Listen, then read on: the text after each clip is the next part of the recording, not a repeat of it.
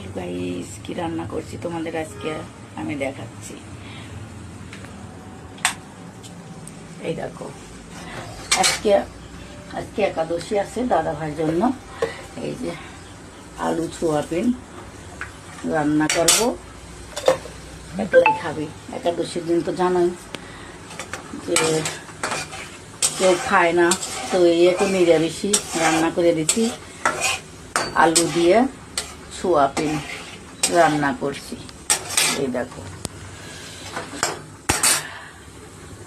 এখন এই যে একটু জিরাটা লাল হয়ে গেল, তো আমি এখন একটু এইগুলো ভাজা ভাজা করব। এই যে আলু সোয়াবিন